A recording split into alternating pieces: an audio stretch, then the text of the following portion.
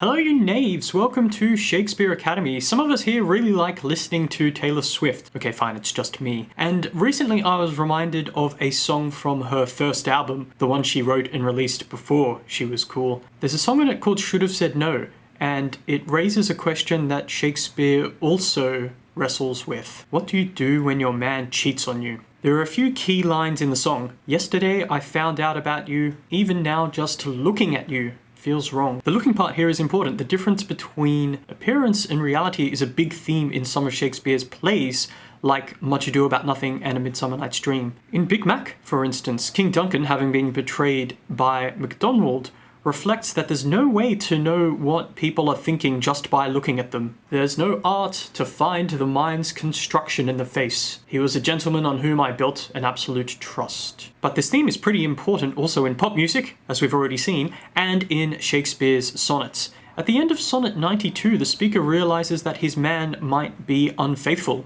Thou mayst be false, and yet I know it not. How does he respond? We find out in Sonnet 93. Sonnet 93 is often overlooked by academics and commentators, probably because it's pretty simple and actually pretty enjoyable. The speaker is jealous and wrestling with a problem that he knows is unknowable. How much can we trust appearances? Is the face hiding something or revealing something? In a world dominated by advertising, these are important questions. The sonnet starts with the speaker saying that he will live like a deceived husband, supposing thou art true. The supposing thou art true part is so sad, and supposing can have a few different meanings. If we have a look at the Oxford English Dictionary, the best English dictionary from the second best English university, we can see that supposing means both assuming something for the sake of an argument and also believing something that you think is true. If we take the first meaning, the speaker is voluntarily testing a hypothesis.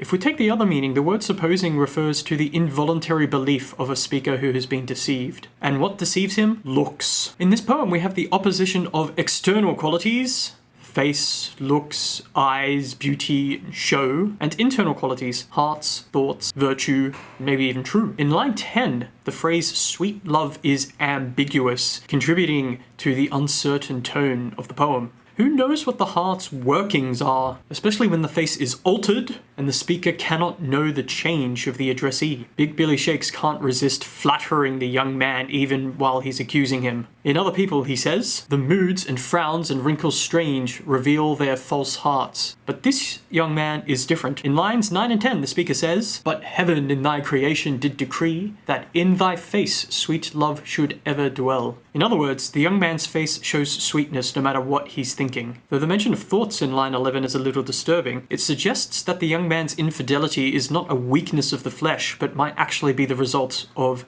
a conscious choice. The sonnet ends with an allusion to Eve's apple, so the speaker is comparing himself to Adam, the original deceived husband. And notice how we have the sound Eve in the word deceive. The last line of the sonnet, if thy sweet virtue answer not thy show, could mean two things depending on your definition of the word virtue. If we take the usual meaning of the word virtue, something like moral worth, the last line means if your beautiful moral worth doesn't match your outward show. But as we see from the Oxford English Dictionary, the word virtue could also mean something like medicinal effect. If we adopt this meaning, the last line means if your sweet medicinal effect doesn't match your outward beauty, the deceptive beauty of the apple. If you don't get all of this stuff about Adam and Eve and apples, read Genesis 1 to 3. So how does someone react to this sort of deception? What do you do when your man cheats on you? Taylor Swift's song gives us someone who's aggrieved. She angrily tells the young man that you should have said no and their relationship is over. It's Sonnet 92. The speaker rather unconvincingly says that his life hath